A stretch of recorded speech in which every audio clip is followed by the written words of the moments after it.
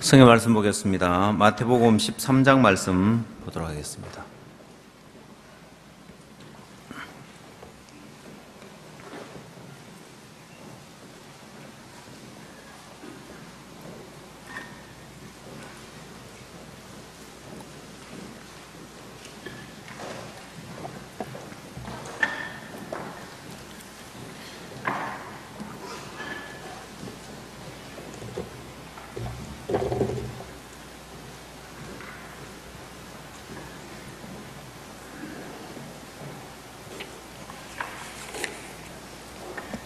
(24절) 말씀부터 제가 읽도록 하겠습니다.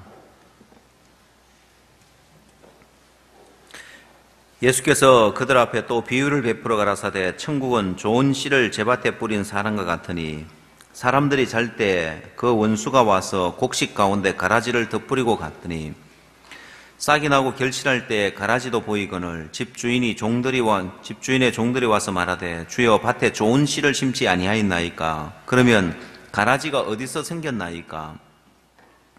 주인이 가로되 원수가 이렇게 하였구나. 종들이 말하되 그러면 우리가 가서 이것을 뽑기를 원하시나이까? 주인이 가로되 가만두어라. 가라지를 뽑다가 곡식까지 뽑을까 염려하노라. 둘 다 추수 때까지 함께 자라게 두어라. 추수 때에 내가 추수꾼들에게 말하기를 가라지는 먼저 거두어 불사르게 단으로 묶고 곡식은 모아 내 곡간에 넣으라 하리라. 30절 말씀까지 읽도록 하겠습니다.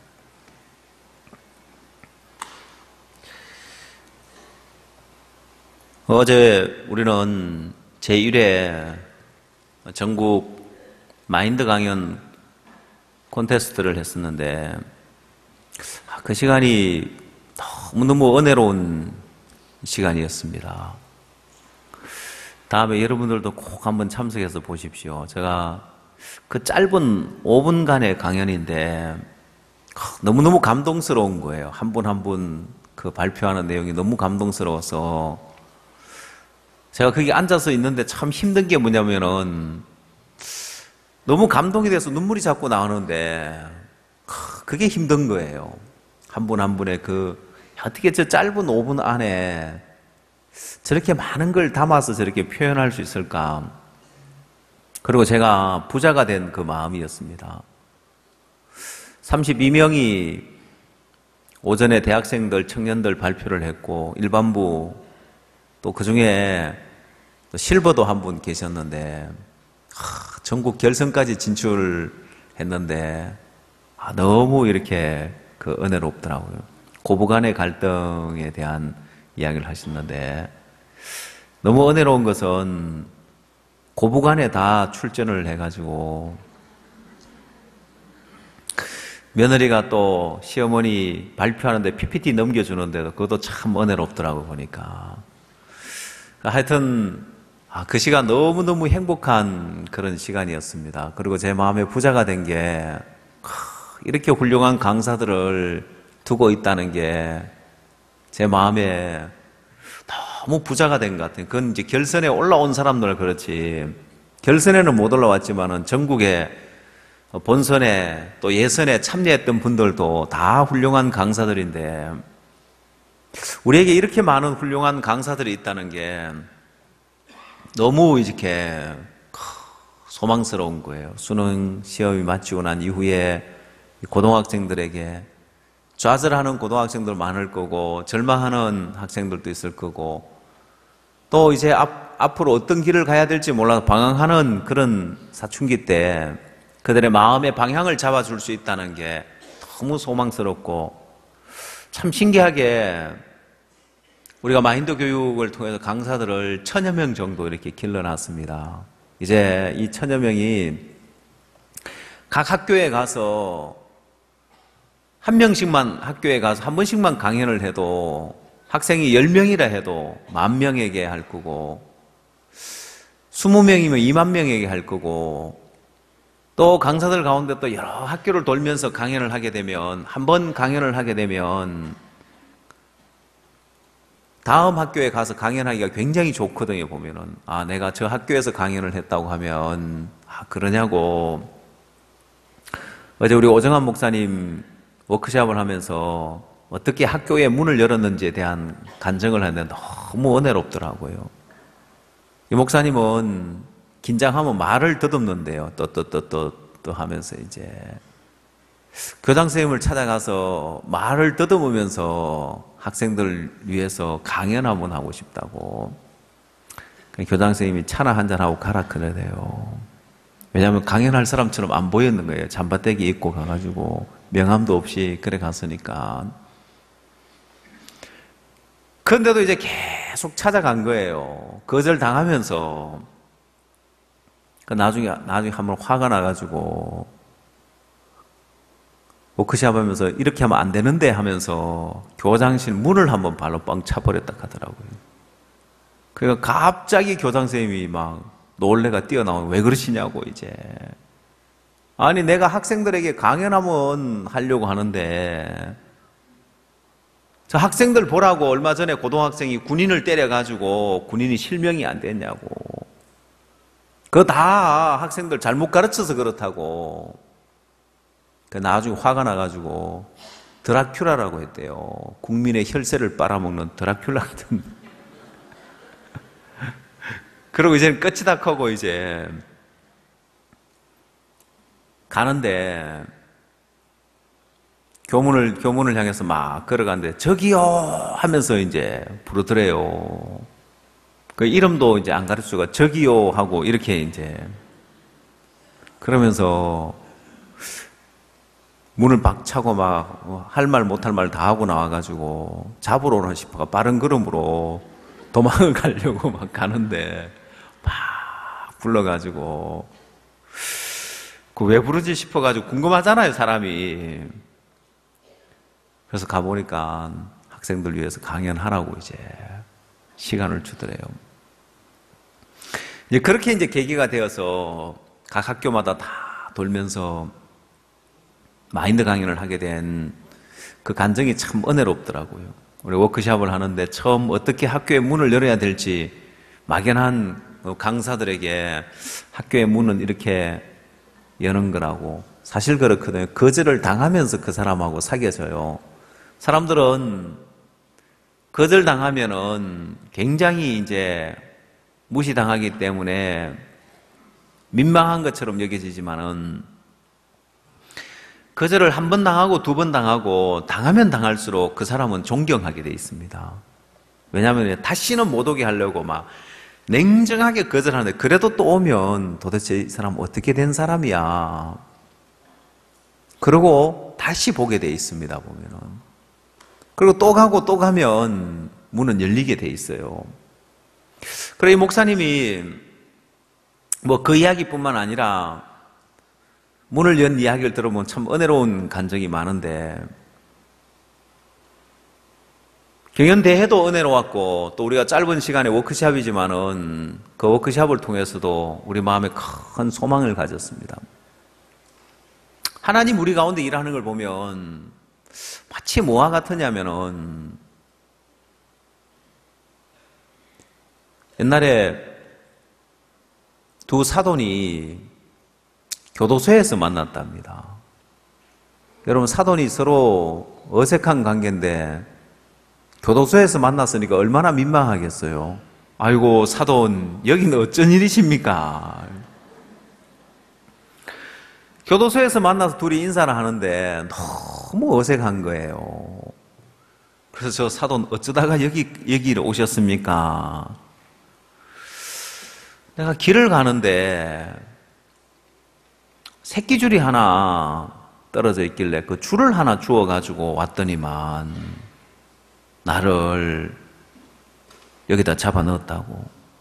아니, 길에 떨어진 새끼줄을 하나 주워 왔는데 왜 여기 감옥에 집어넣었냐고요. 아이, 글쎄, 그 새끼줄 뒤에 소가 묶여져 있었는데 그걸 못 보고 그 새끼줄을 하나 들고 왔더니만 나들 소도둑이라고 해가지고 다 집어넣었다고요. 아이고, 그거 참 안 됐네요. 그러는 사도는 여기 어째 왔습니까? 나는 요즘 건망증이 심해가지고 깜빡 하는데, 아이, 그놈의 건망증 때문에 여기 왔다고요. 아니, 무슨 법이 건망증 때문에 감옥에 집어넣는 법이 어디 있냐고. 그래, 무슨 일이 있었냐고. 아유, 내가 가게 가서 물건을 사고 글쎄 건망증 때문에 돈을 주는 걸 계산하는 걸 깜빡 잊고 나왔더니만 나를 도둑이라고 여기다 집어넣었다고. 그거 참 안 됐구려. 그 두 사돈이 감옥에서 만나서 한 이야기입니다. 오늘 그 이야기 하고 싶은 것이 아니라 새끼줄 이야기를 좀 하고 싶은 거예요. 길에 떨어져 있는 새끼줄 하나 주었더니만 거기에 소가 달려 있더라. 근데 하나님 우리에게는 그렇게 일을 주시는 것 같아요. 그냥 마인드 교육 별거 아닌 것 같았는데 그 새끼줄 하나 주워왔더니만 거기에 많은 게 따라 있는 거예요. 그 소가 한 마리 따라오는 것이 아니라 목장이 따라오는 거예요. 소떼가 따라오는 거예요. 하나님이 막 그렇게 일을 하신다는 마음이 들어지는 거예요. 어제 인재개발원에서 경연대회를 하는데 거기에 가득히 차 있는 자리가 없어서 앉을 자리가 없을 정도로 많은 분들이 오셨어요.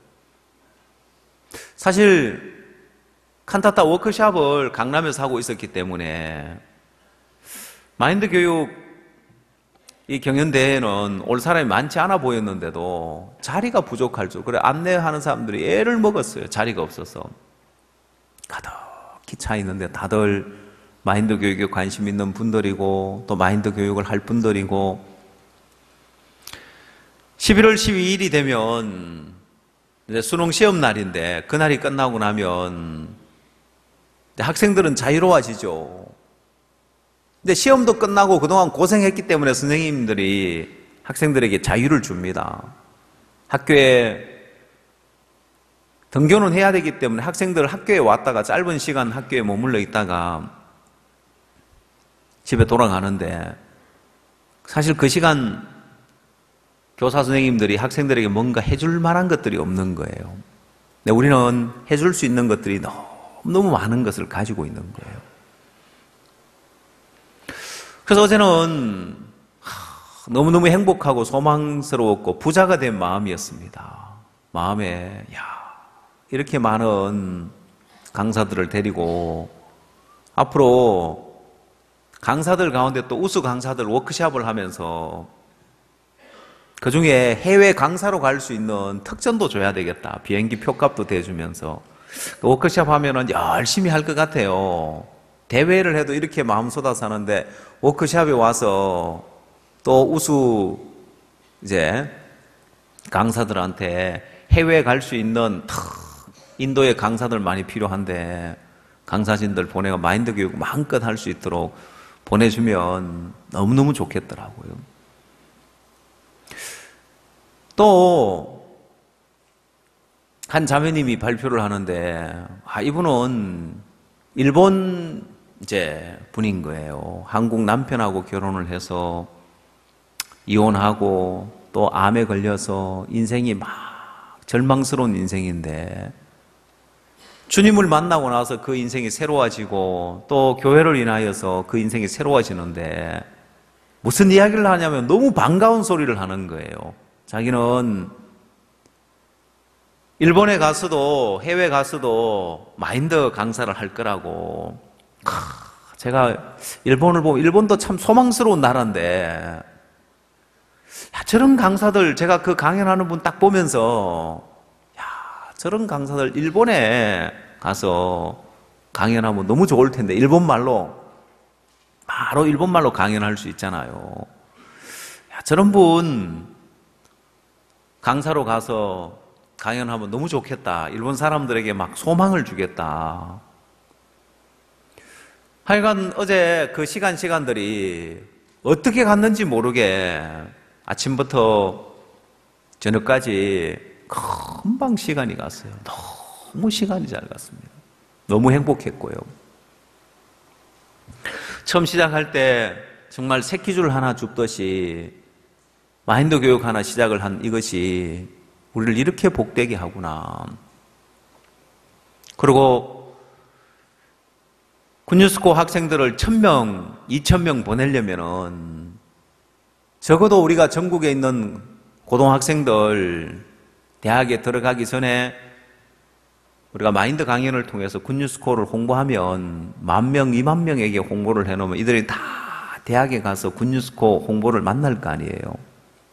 그러면 이거 내가 고등학교 때 우리 강의실에 와서 우리 교실에 와서 그 뭐 군유스코 출신이 어디 아프리카 어디 갔다 왔다 하면서 사진을 보면서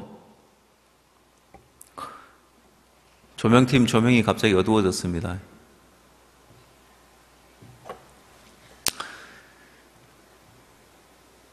보면서 갑자기 이제 조명팀이 졸면서 조명을 건드렸는지 조명이 어두워졌는데 이제 그래서 고등학교 때 이제 이 학생들 머릿속에 저런 해외 봉사 저런 프로그램이 있구나 머릿속에 들어왔는데 대학에서 만나면 참 반갑겠죠? 예.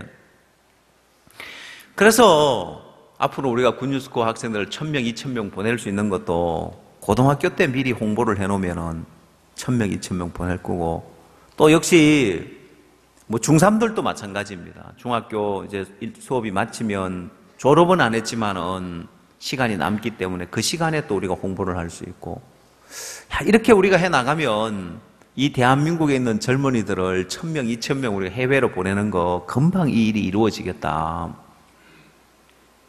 지금까지는 늘 500명 그 수준을 넘지 못해서 해외 선교사님들이 학생들 좀 더 보내달라고 하는데 지금 경쟁이 치열해요. 왜 우리는 학생들 안 보내주냐고. 아니 학생들이 지원을 안 하는 걸 어떻게 보내주겠냐고. 그래 잘해주고 학생들 훈련을 잘 시켜라고 그러면은 오라고 안 해도 많이 오게 돼 있다고. 지금 경쟁이 치열해요. 근데 우리 선교사님들이 원하는 군유스코 학생들 마음껏 보내줘서 1000명, 2000명, 3000명, 4000명, 5000명 마음껏 보내면서 앞으로 이 대한민국에 군유스코 출신이라 하면은 그 힘이 가장 큰 힘을 발휘할 수 있고 가장 결속력이 강한 그런 단체로 성장할 겁니다, 보면. 여러분, 그게 아무것도 아닌 것 같아도 그 힘이 가장 큰 힘입니다. 앞으로는 그 힘이 대한민국을 바꿔놓을 겁니다. 야, 이렇게 하나님이 길들을 열어 가시겠구나. 소망스러운 거예요. 앞으로 IYF에서 대통령도 나오고 장관도 나오고 IYF가 세상을 이끌어 갈 것이다. 야, 그 일에 이 마인드 교육과 접목해서 우리가 하는 이 일이 그 일에 또 큰 발판이 되겠구나.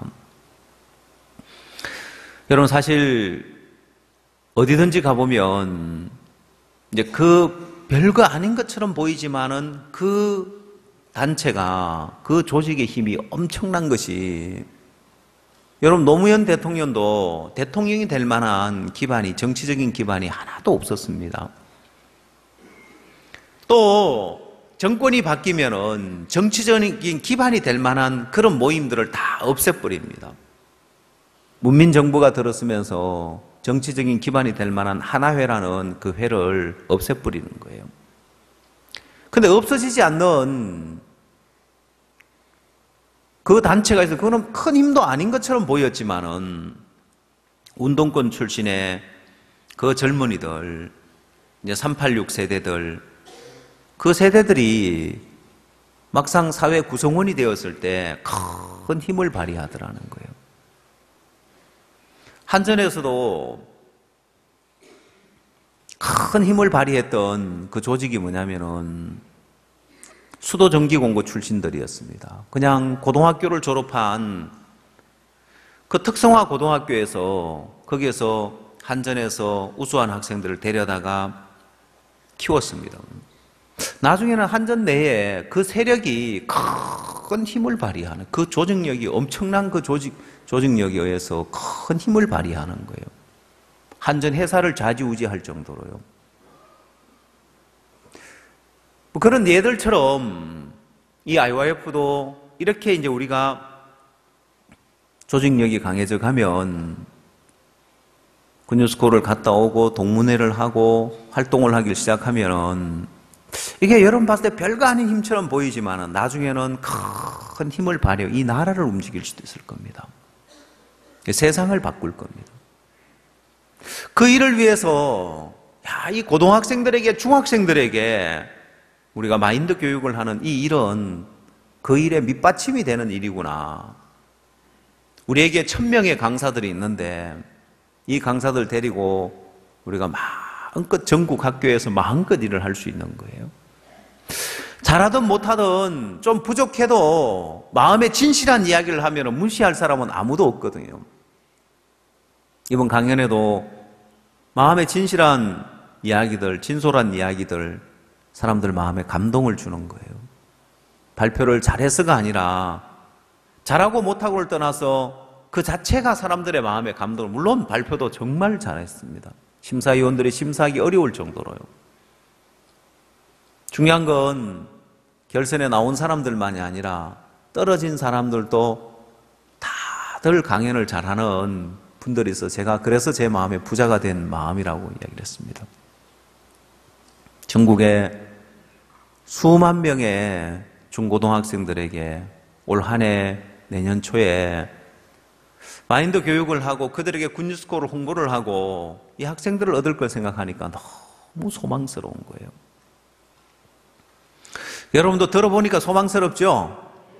예, 정말 길가에 떨어져 있는 새끼줄 하나 주워온 줄로 알았더니만 그 뒤에 소가 한 마리 따라왔더라는, 변명 아닌 변명이었지만은 저는 오늘 그 이야기가 떠오르면서 하나님 우리에게 줄줄이 사탕이라고 있어요. 우리 엄마학교 학생들 아세요? 잘 모르죠? 줄줄이 사탕이 뭐냐면 사탕이 줄줄이 달려 있어요. 그래요. 그거는 하나 뜯지 않으면은, 하나 당기면은 줄줄이 다 따라 나와요.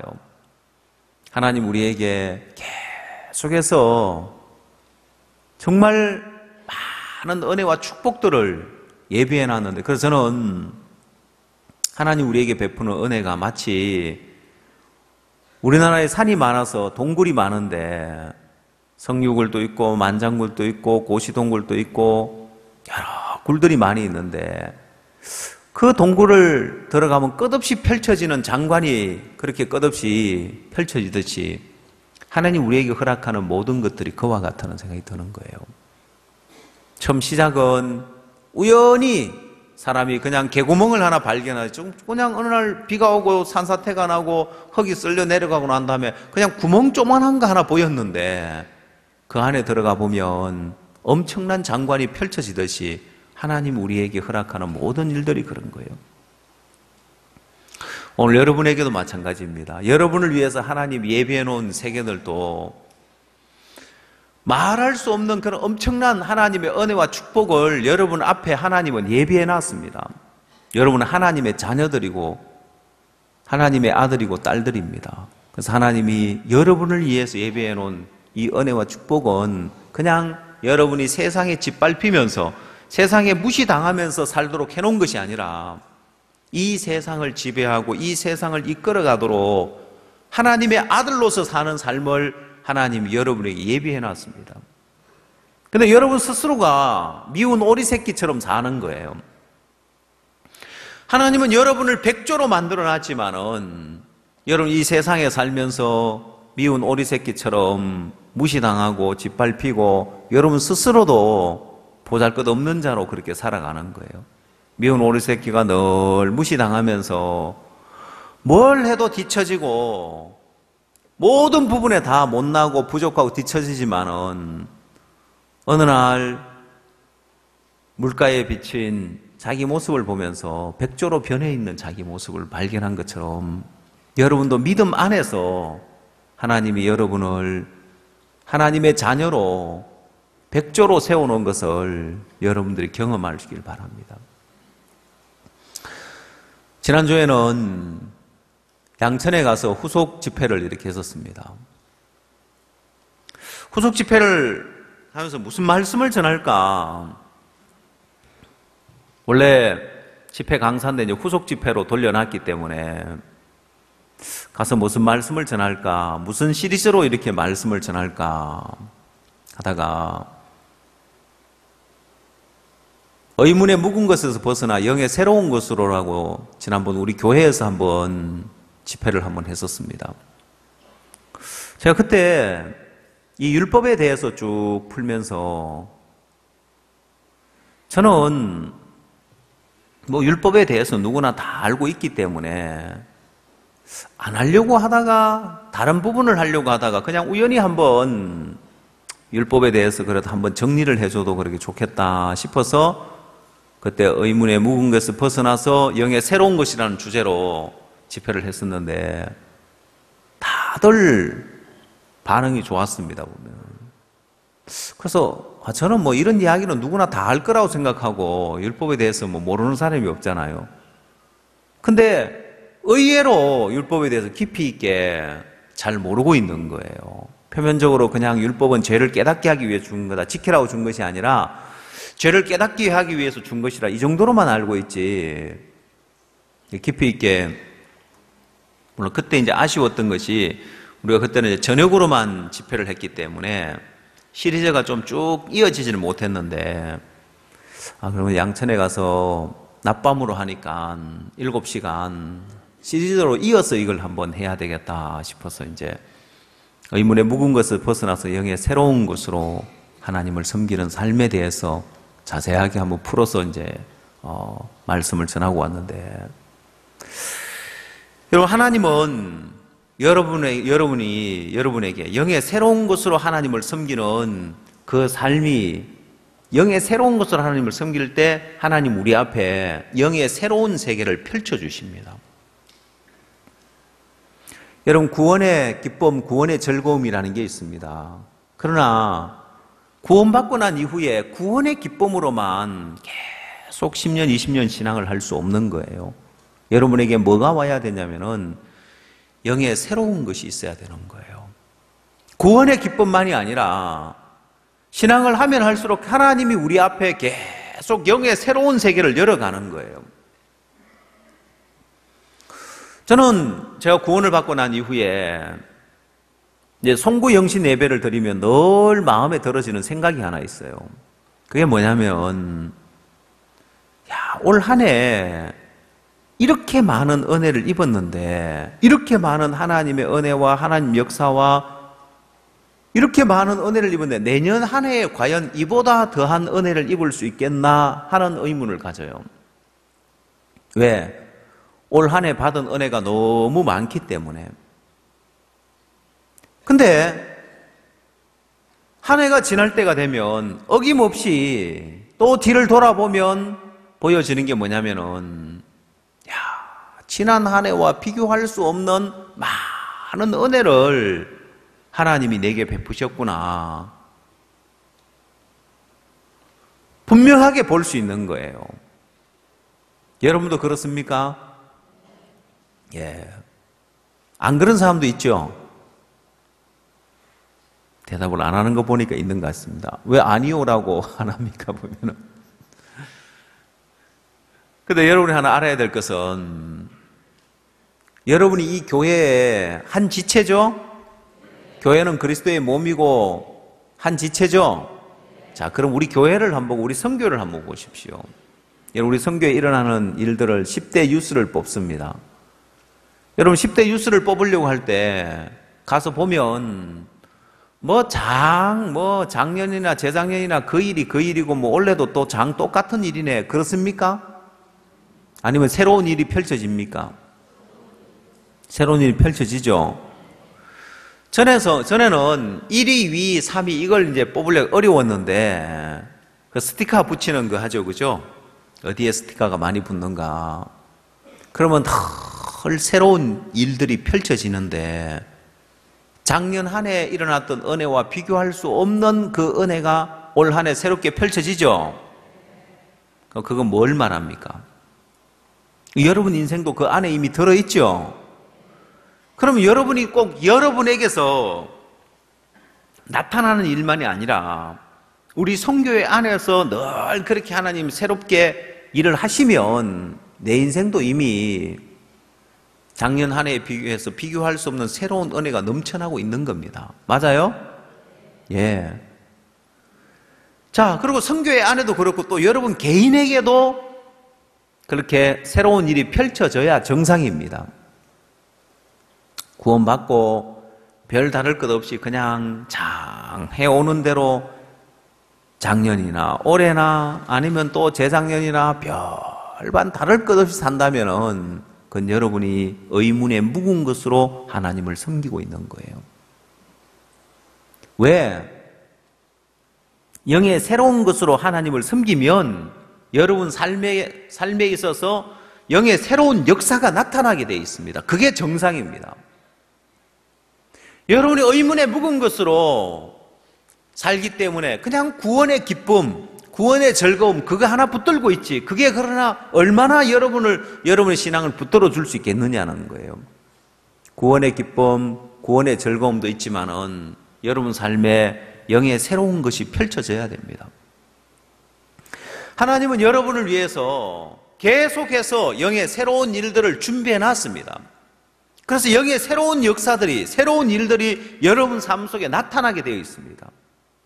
근데 여러분이 여러분 자신에게 매여 있기 때문에 의문에 묵은 것으로 섬기고 있기 때문에 행위 아래에 있고 율법 아래에 있고 영의 새로운 역사를 경험하지 못하는 거예요.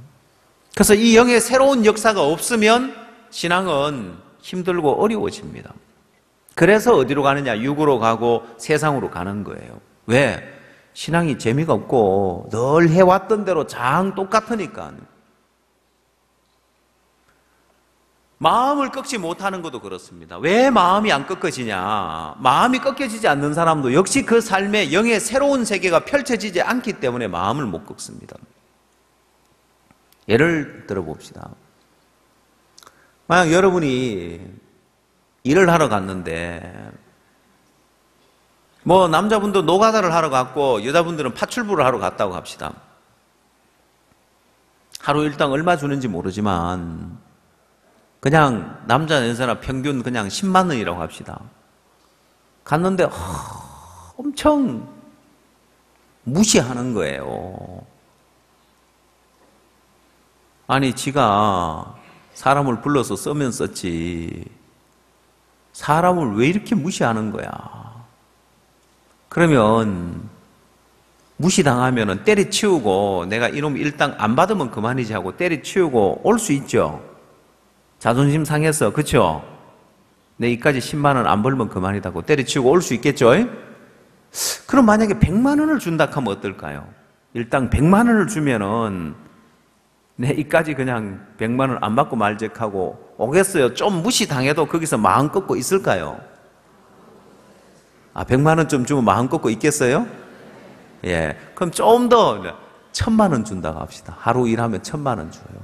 그럼 막 무시를 하든 발로 엉덩이를 쭉 차더라도 막 내 한 대 얻어맞고도 이거 참으면 1000만 원인데 지금 몇 시간 남았다 이제 마음 꺾고 있을까요? 때려치우고 올까요? 예. 바로 그렇습니다. 여러분 신앙에 영의 새로운 것들이 펼쳐지면요. 뭐라고 해도 마음을 꺾어요. 마음 못 꺾는 사람은요. 마음이 안 꺾어진다는 사람은 내 삶에 영의 새로운 것이 펼쳐지지 않기 때문에 그래요. 여러분이 의문의 묵은 것에 매여 있어서 영의 새로운 세계가 펼쳐지지 않는데 마음 꺾는 게 어렵죠. 무시당하는 게 싫죠. 여러분 삶 속에 계속해서 영의 새로운 것이 펼쳐지면요.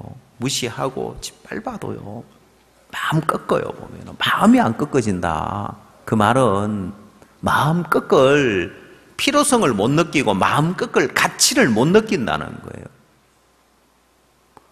만약에 여러분에게 3만 원 주는데 무시당하고 거기서 일하라 하면 어떡하겠어요?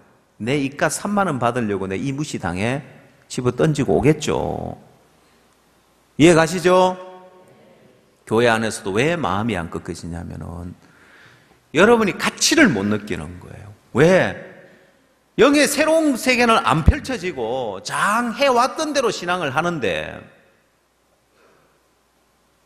그러나 하나님은 여러분에게 영의 새로운 세계를 펼쳐가기를 원하십니다.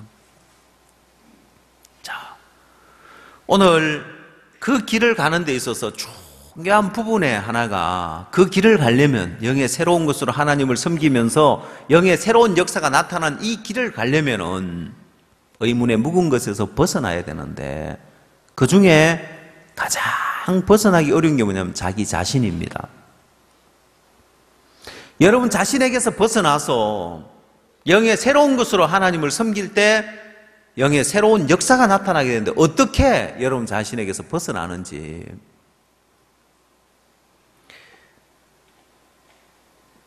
양천에서 집회를 하는데 염무 목사님이 말라이에 가서 그 간증을 들려주시는데 말라이에 그 한 사모님이 계시는데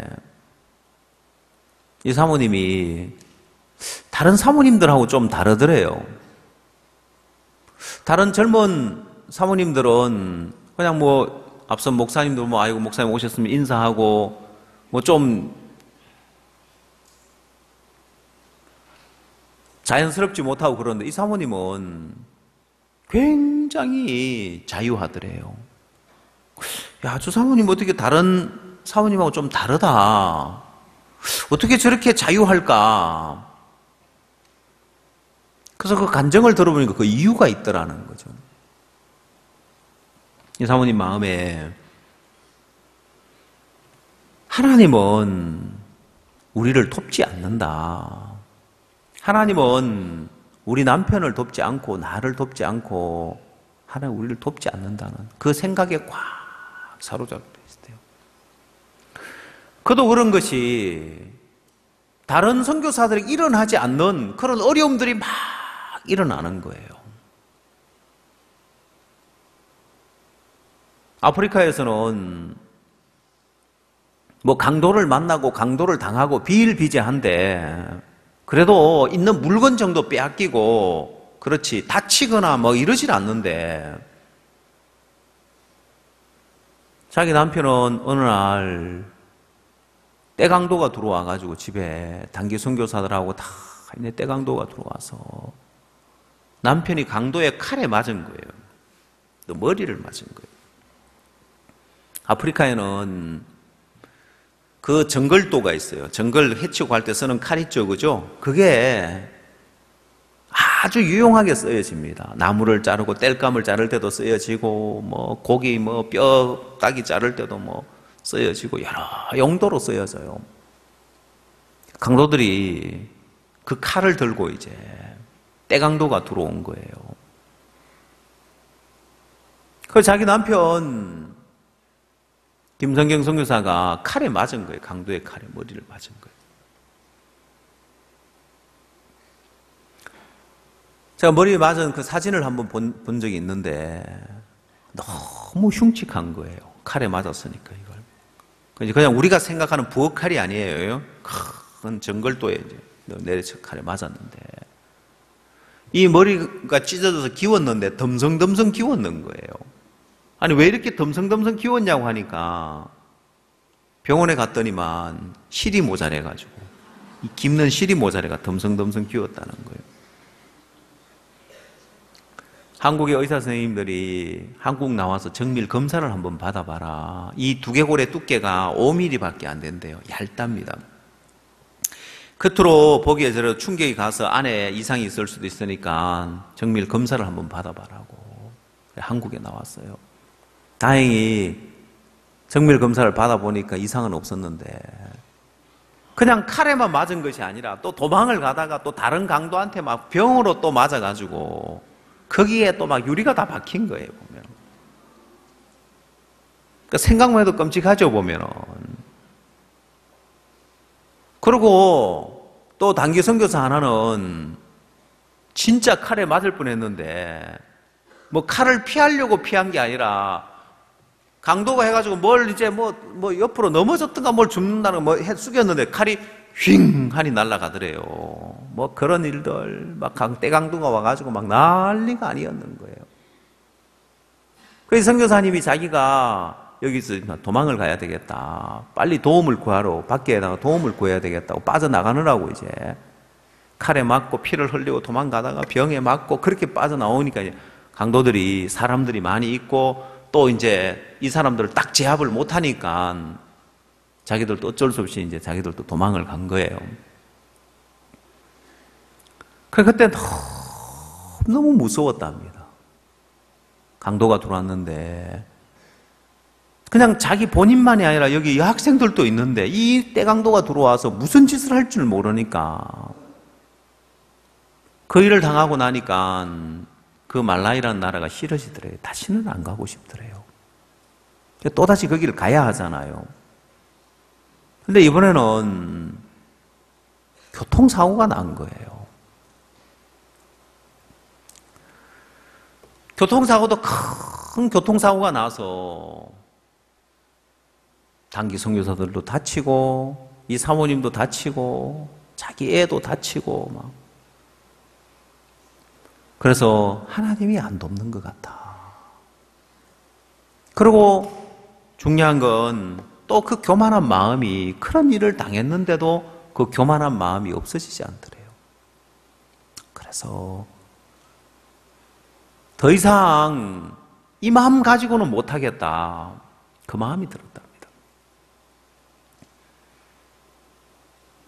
근데 나중에 보니까 하나님이 안 돕는 것이 아니라 하나님이 도우셨더래요. 그 차가 흉 날아가지고 처박혔는데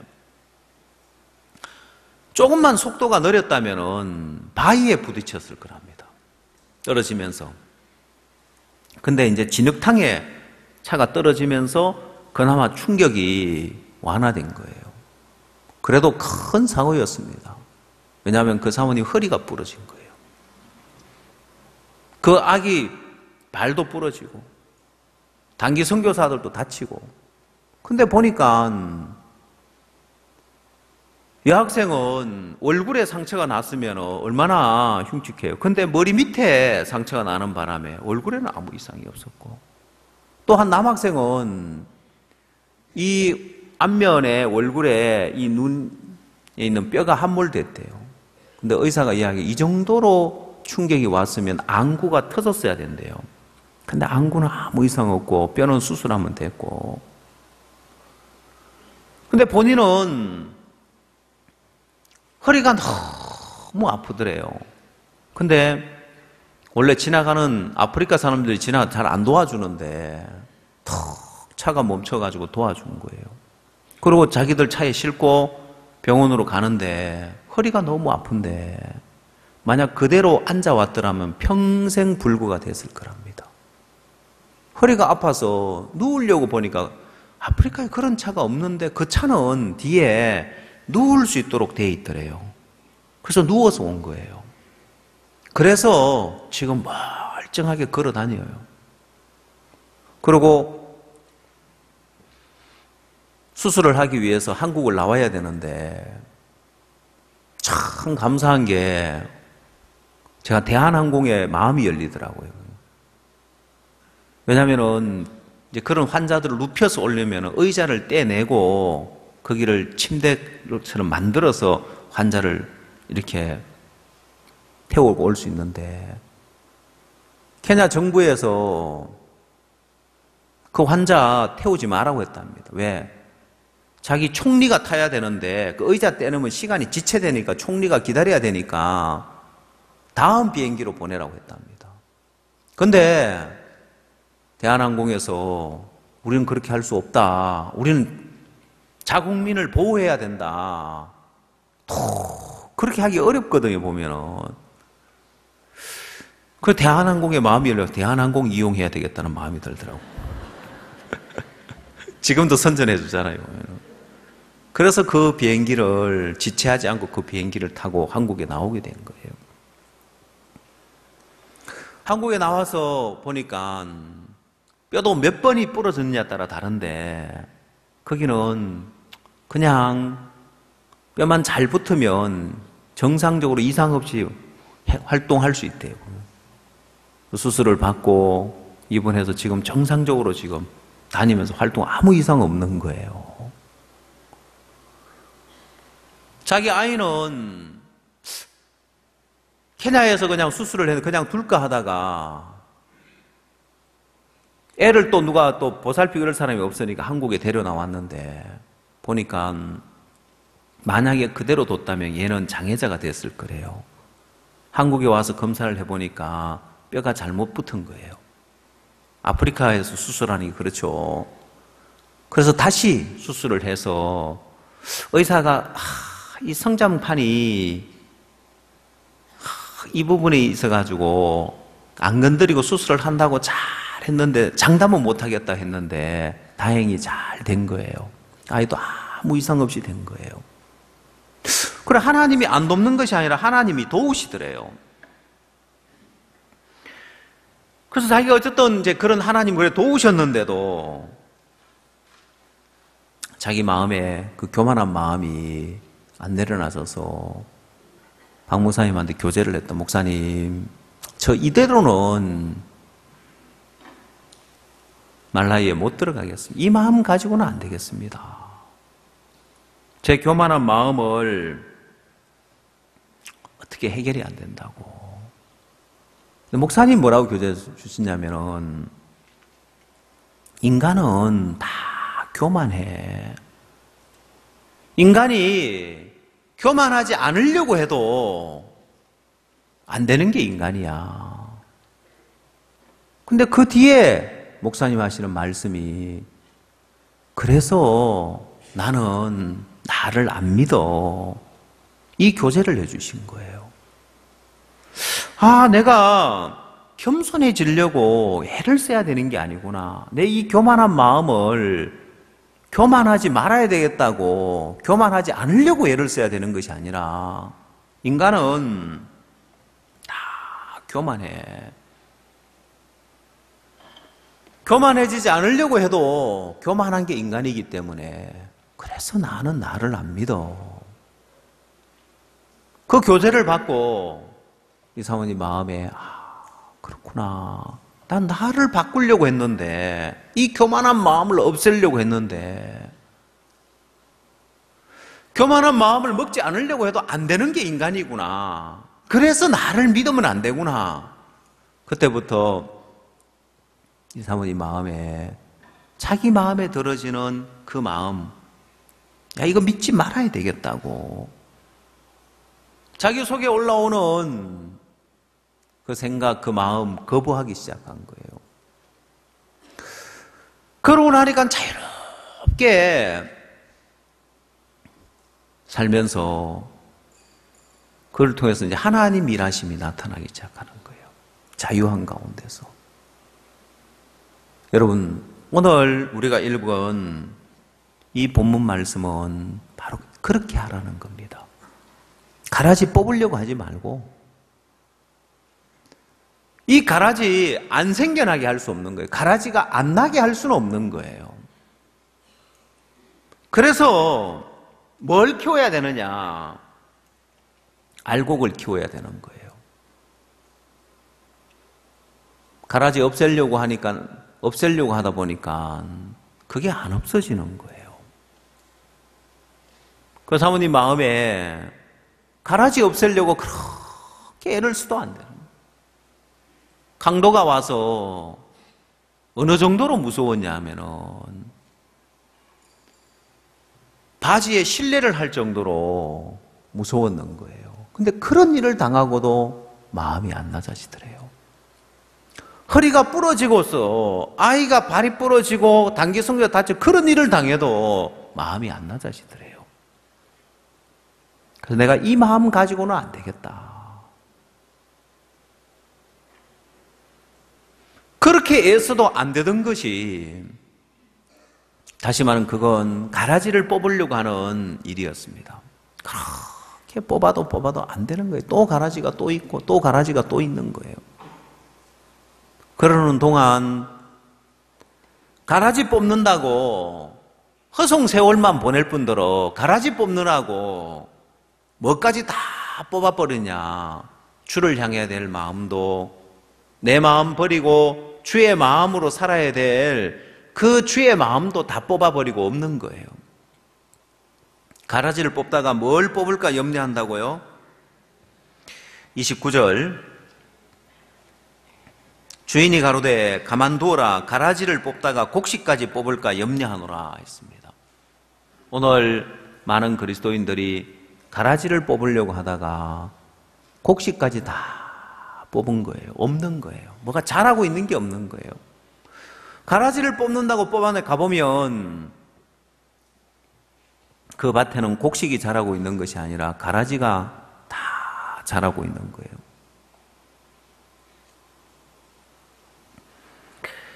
그래서 오늘 우리 마음 가운데 이 가라지 뽑는 신앙 말고 우리 속에 이 알곡을 키우는, 주님의 마음을 키워나가는 이 신앙, 내 마음에 주의 마음만 커지면 아무 문제 안 되는 거예요. 실질적으로 우리 조상, 믿음의 조상 아브라함 역시 그 삶에도 가라지 뽑는 신앙이 아니었어요. 가라지가 있는데도 가만두어라. 아브라함은 가라지가 나타났을 때 그거 뽑으려고 애쓰는 것이 아니라 그거는 그냥 두고 주께로 받은 마음을 자꾸 키워가 주의 마음을 받는 거예요. 성경 창세기 20장을 한번 찾아보십시오.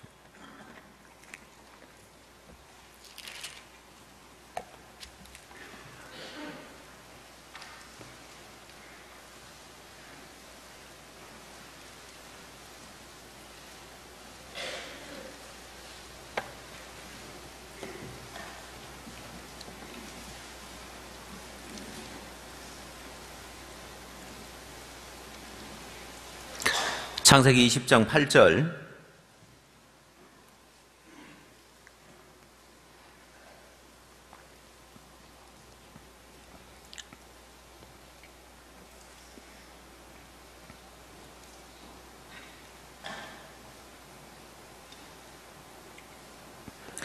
아비멜렉이 그 아침에 일찍 일어나 모든 신복을 불러 그 일을 다 말하여 들리매 그 사람들이 심히 두려워하였더라. 아비멜렉이 아브라함을 불러서 그에게 이르되 네가 어찌하여 우리에게 이리 하느냐? 내가 무슨 죄를 내게 범하였간데 네가 나와 내 나라로 큰 죄에 빠질 뻔하게 하였느냐? 네가 합당치 않은 일을 내게 행하였도다 하고 아비멜렉이 또 아브라함에게 이르되 네가 무슨 의견으로 이렇게 하였느냐?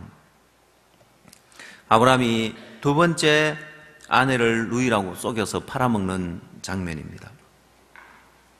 여러분, 이건 아브라함의 육신적인 부분이고 연약한 부분이고 가라지와 같은 부분입니다. 근데 아브라함은 이거 제하려고 하지 않는 거예요. 이거 뽑으려고 하지 않는 거예요. 야, 이게 내 신앙의 문제다. 야, 내가 언제까지 이렇게 살아야 되겠나? 전에도 내가 바로 앞에 가서 내 아내를 누이라고 속여서 팔아먹었는데 내가 또 이렇게 하고 있네. 여러분, 사실 아브라함에게 있어서 이건 정말 심각한 가라지라고 할 수 있습니다. 근데 아브라함이 이거 뽑으려고 안 하는 거예요. 자, 아브라함이 이런 마음들이 뽑혀나가고 알곡이 자라는 것이 아니라 그냥 두고 그 마음에 다시 아브라함이 신앙을 하면서 하나님의 마음을 받는 거예요. 다시 말하자면은 육을 다 제하고 난 다음에 영이 자라는 게 아니고요. 이 알곡과 가라지는 같은 밭에서 지금 자라고 있습니다. 근데 가라지는 그냥 두고 알곡을 키워나가는 거예요. 신앙이 안 되는 사람들은 보면은 계속해서 가라지를 발견하더라고요. 오늘 말씀을 들으면서 제가 깨달음이 왔습니다. 그 이야기 들으면 뭐 가라지 깨달은 거예요. 오늘 말씀을 들으면서 주의 마음이 와서 소망이 생깁니다가 아니고 내가 이게 문제인 걸 발견했습니다. 저게 문제인 걸 발견했습니다. 털 가라지 들고 나와요. 가라지 뽑는 사람들이 있어요. 간증하는 거 보면 다 맞아요.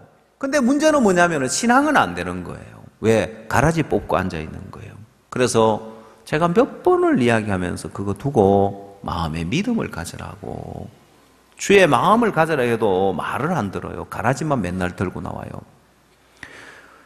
나오는 손에 보면 가라지가 들려있지 그 손에 알곡이 들려있지 않는 거예요. 주를 향한 믿음과 주님이 일할 것에 대한 소망과 주님이 나를 온전케 해놨다는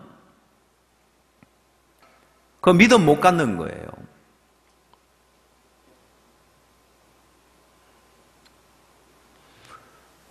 마음 안에서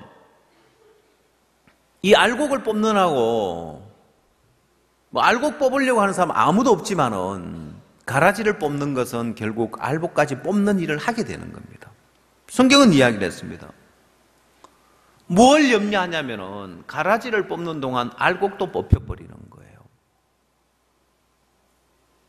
농사 짓는 사람이 그렇게 할 사람 없을지 모르지만은 신앙은 가라지를 뽑는 삶을 살다 보면 반드시 알곡을 뽑아버려요.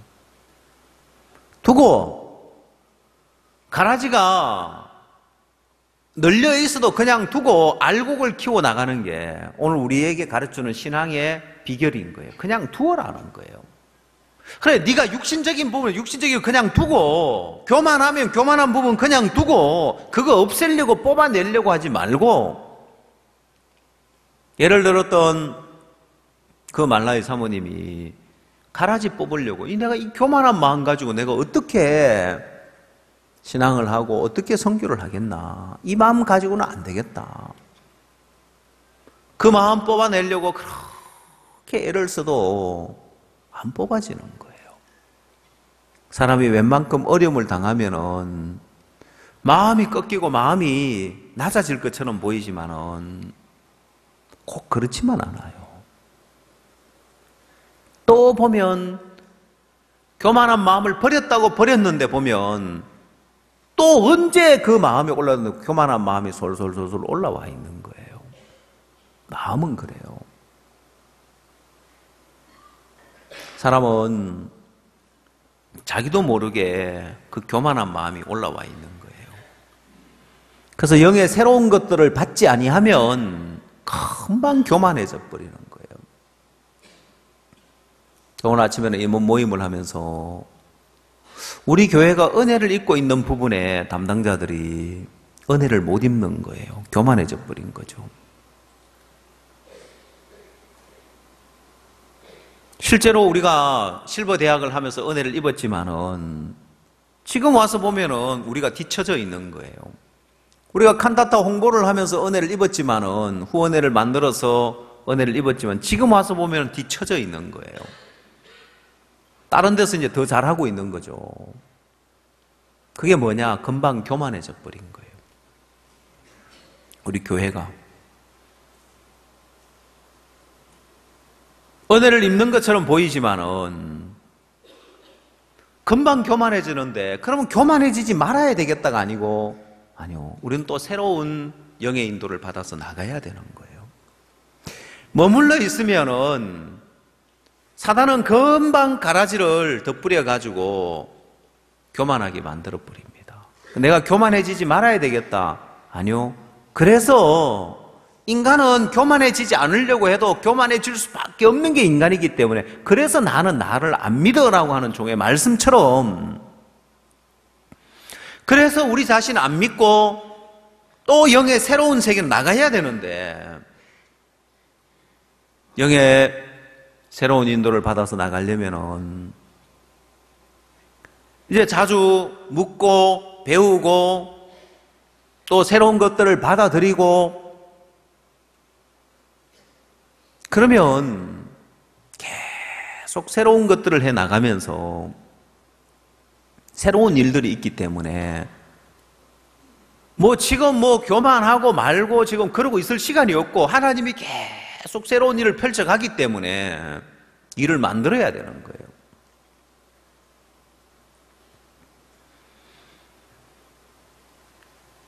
제가 인도에 갔다 온 간증을 했죠. 그렇죠?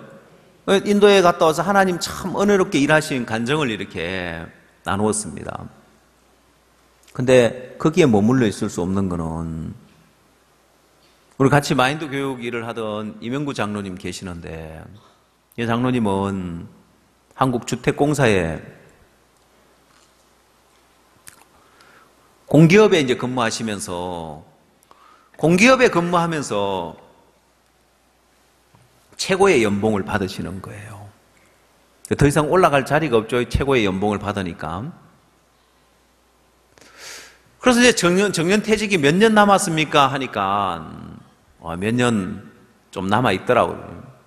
근데 이제 조기 정년퇴직을 하신대요. 그리고 목사님은 인도 가서 이명구 박사님이시니까 가서 마인드 교육 학과에 강의하라고 하시는 거예요.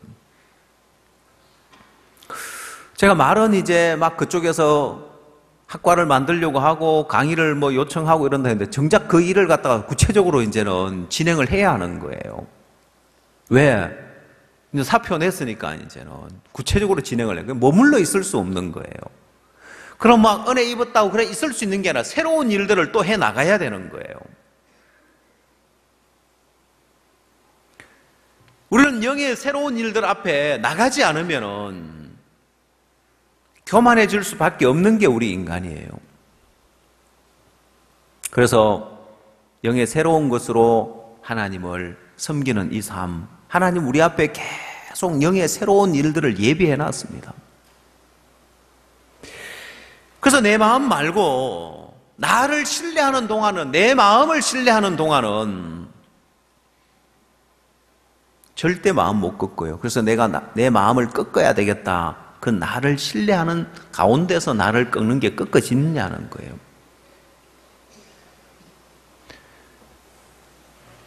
인간은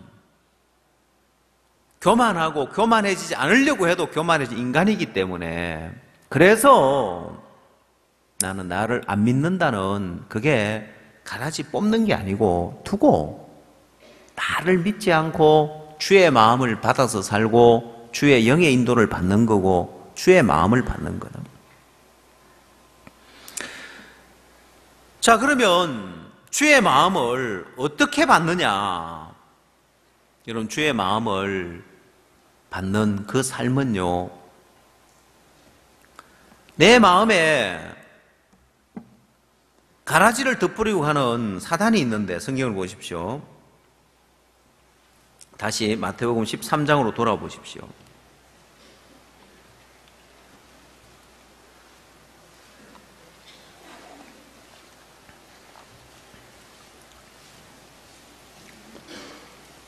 마태복음 13장 25절, 사람들이 잘 때 그 원수가 와서 곡식 가운데 가라지를 덧뿌리고 갔더니 싹이 나고 결실할 때 가라지도 보이거늘. 자, 여러분, 이 가라지가 뿌려진 걸 알았습니까? 몰랐습니까? 몰랐죠?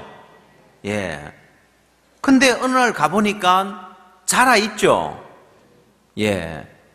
여러분, 그러면 주의 마음을 내가 가라지 뽑으려고 애쓰지 말고 알곡을 키워가는 거다. 주의 마음을 받아들이고 주의 마음을 키워나가는 거예요.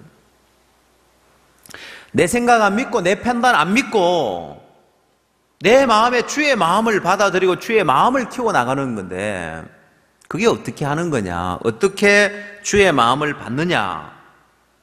그건 31절에 그 비결이 나와 있습니다. 어떻게 주의 마음을 받는 건지 31절에서 아주 중요한 비결을 우리에게 가르쳐 주고 있습니다.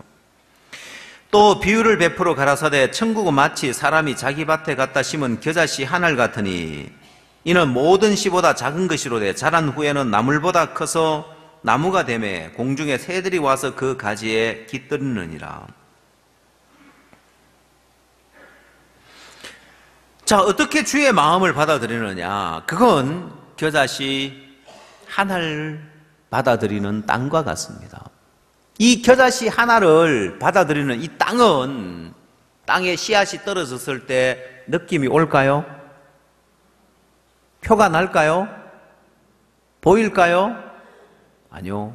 보이지도 않고 느껴지도 않고 아무것도 안 보여요, 보면.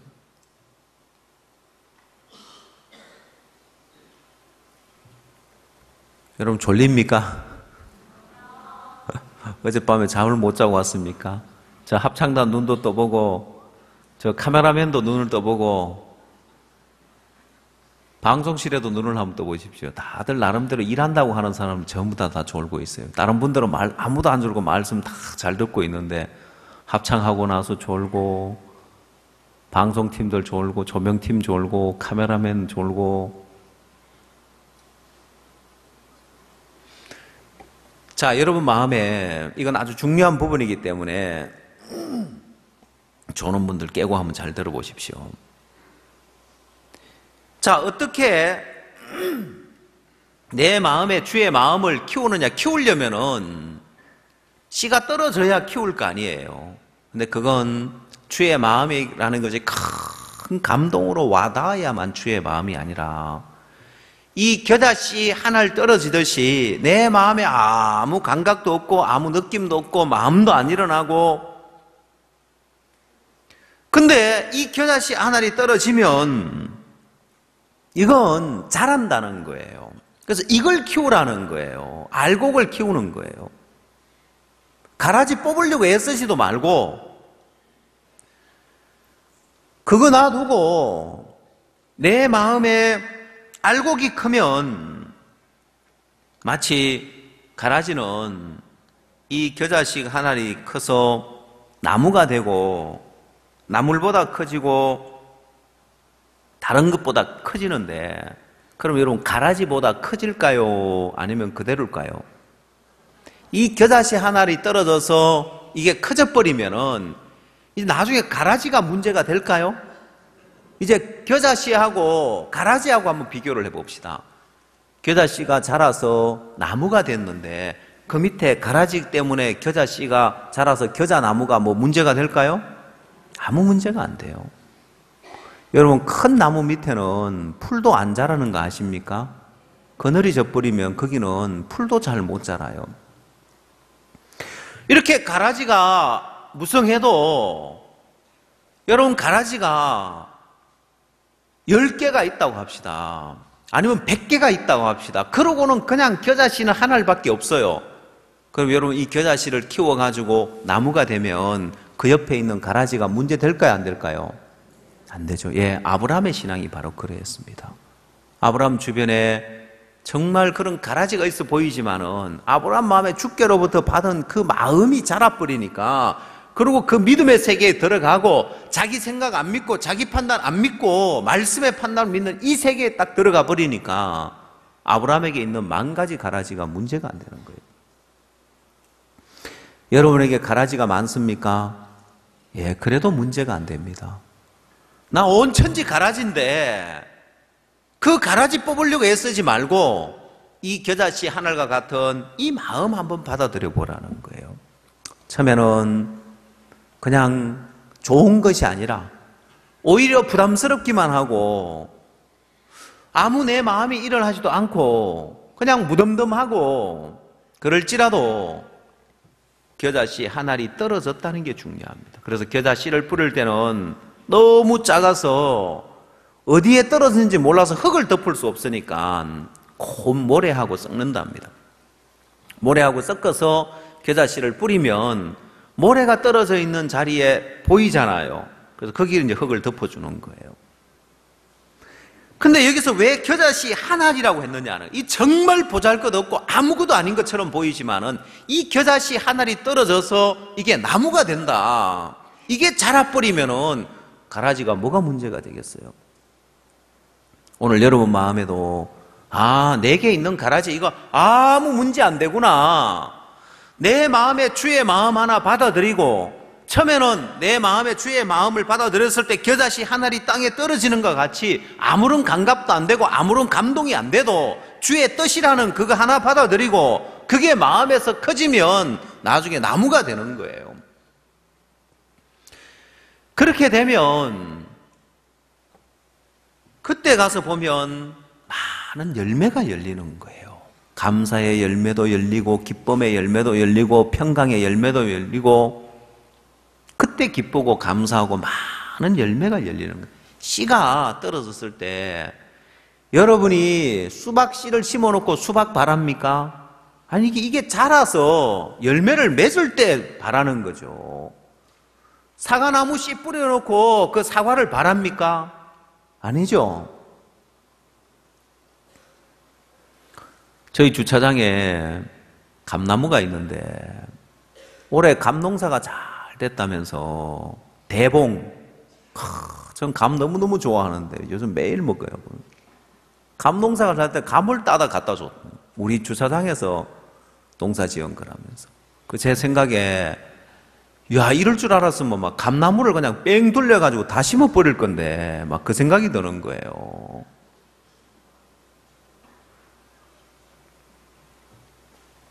그 쓸데없는 배나무, 그 아무 열지도 않는 배나무가 있는데 그거 다 뽑아버리고 감나무로 다 바꿔야 되겠다 막 이 생각이 드는 거예요. 그리고 제가 물어봐서 왜 그러면 재작년에는 왜 안 줬냐고 하니까 사람들이 다 따먹어 버렸대요. 많이도 안 열었고 올해는 감풍년이라가 원래 감이 해거리를 이렇게 하거든요. 많이 열었다면서. 그래서 딴 사람 따먹기 전에 먼저 따다 갖다 놨다고 하는데 다음에 도둑질 해가지 마세요.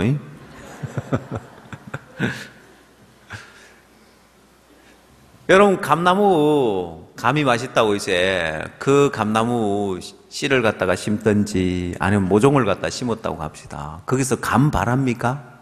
예? 첫 해에 감 바라고 있어요? 아니죠. 그게 자라서 이제 열매를 맺을 때가 되는 거예요. 우리 마음에 겨자씨 하나를 받아들였을 때 아무 표가 안 납니다. 그냥 주의 마음 하나 받아들였을 때, 주의 말씀 하나 받아들였을 때 아무 표가 안 나요. 근데 그 마음을 내 마음에 받아들이면 이게 자란다니까요. 가라지 뽑으려고 애쓰는 동안 이 알곡도 다 뽑아버리고 없지만은 내 마음 안 믿고 내 판단 안 믿고 주의 마음 하나 받아들이고 그걸 내 마음에 담아두면 그게 자라요. 그게 자라면 나물보다 커지고 채소보다 커지고 나무가 돼서 새들이 그 가지에 깃들여서 많은 열매를 맺는 거예요.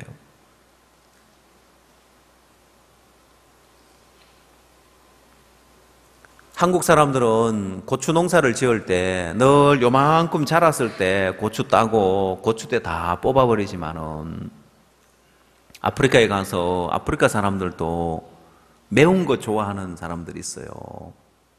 그래서 아주 조그만하고 매운 고추가 있어요. 필리필리라고 이제 매운 고추가 있는데 저도 그 매운 고추를 좋아하고 제 아들도 좋아했는데 어느 집에 갔더니만 시골에 이제 우리가 전도 여행을 갔었는데 그 집에 매운 고추가 어디 있냐면은 나무가 있는데 나무 위에 올라가서 가지 하나를 꺾어가 집에 이제 부엌에다 하나 턱 꽂아놨어요. 그리고 거기서 이제 따가지고 이렇게 요리를 하는 거예요. 너무 편하죠? 나무 위에 올라가서 고추 나무 위에 올라가서 가지를 하나 꺾어가지고 갖다 꽂아놨다 이 말입니다. 그래서 고추나무라고 부르는 거예요. 왜? 겨울이 안 오면 야는 계속 자라요. 보면은 나무가 사람 올라가서 딸 정도로 신기하죠, 그죠? 예. 직접 그거 보면 재밌어요. 나무 위에 올라가서 고추를 따는 거 보면은 너무 재밌어요. 참 신기하네. 우리는 요만할 때 그냥 고추 따고 그냥 겨울에 고추대 다 뽑아버리는데 고추대 뽑을 때면 딱딱하죠, 그 나무가, 그죠?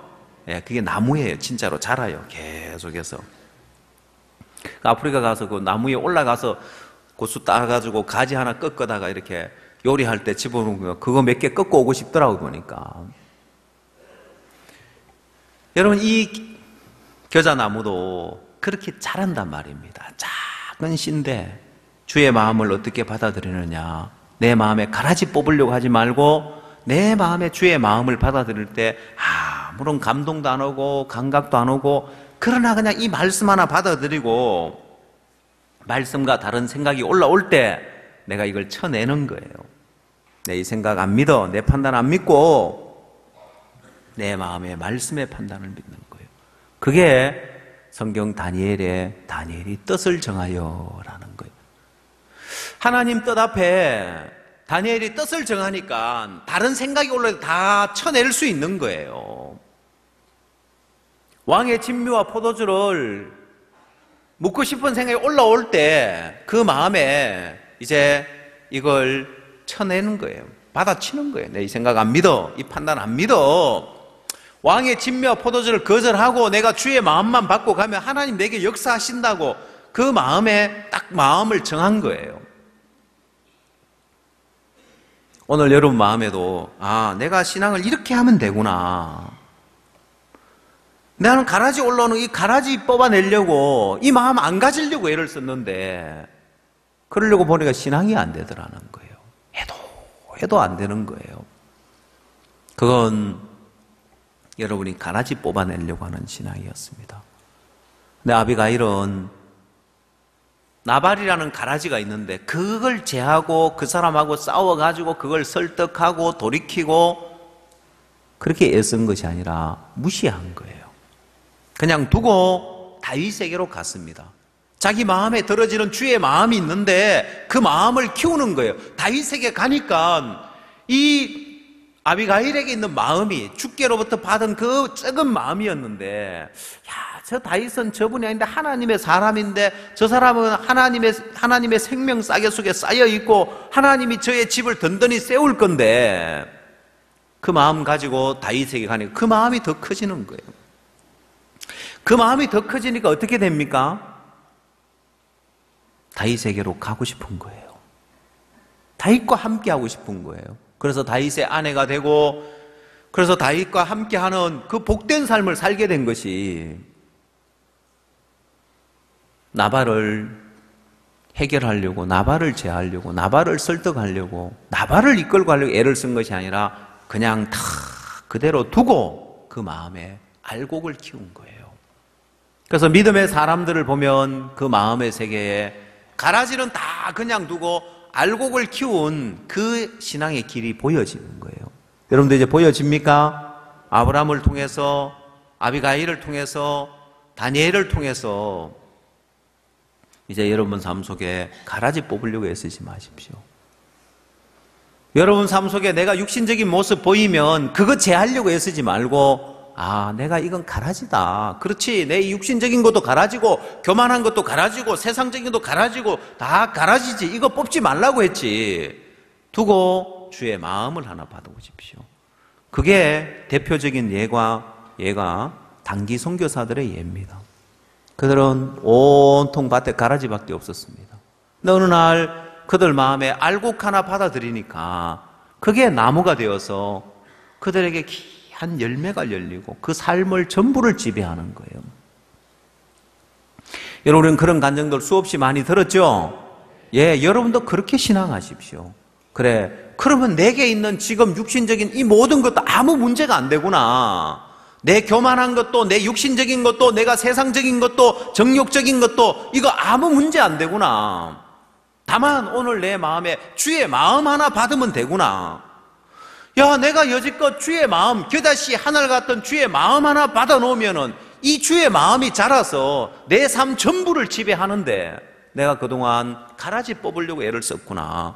이 마음 다 두고 내 육신적인 거, 내 교만한 거, 내 세상적인 거 다 두고 내 마음 안 믿고 주의 마음 하나 받아들이고 주의 말씀 하나 받아들이면 내게도 주님이 역사하시겠구나. 내 마음에 그 겨자씨 하늘 같은 주의 마음이 내 마음에 자라서 이게 새들이 깃들이는 그런 나무가 되고 수많은 열매를 맺는 것처럼 내 삶에도 하나님이 그렇게 역사하시겠구나.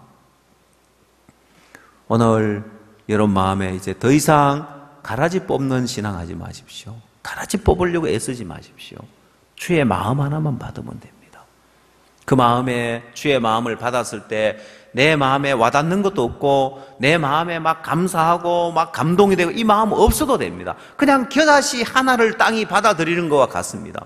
감각도 없고 떨어졌는지 안 떨어졌는지도 모르고 단지 알 수 있는 것은 겨자씨 하나이 떨어졌다는 사실밖에 없는 거예요. 시작은 그렇게 시작합니다. 여러분 마음에 그냥 내가 주의 마음 하나 받았다는 그거 말고 없는 거예요. 그거 키워나가는 겁니다. 사람들은 그 마음 받고 가라지 보이니까 가라지 뽑아내려고 애를 쓰는 거예요. 아니요, 원래 교만한 게 인간이고요, 원래 육신적인 게 인간이고 원래 정욕적인 게 인간이고 악한 게 인간입니다. 그래서 나는 나를 안 믿어 하는 것처럼 그래서 이 마음 믿지 말아야 되구나. 내 좋은 마음도 소용없고 내 충성된 마음도 소용없고 내 마음 믿지 말고 내가 주의 판단 하나 믿고 주의 말씀 하나 믿어야 되구나. 오늘 여러분이 그 세계에 들어가면 여러분 삶을 통해서 전에 볼 수 없었던 영의 새로운 세계가 펼쳐집니다.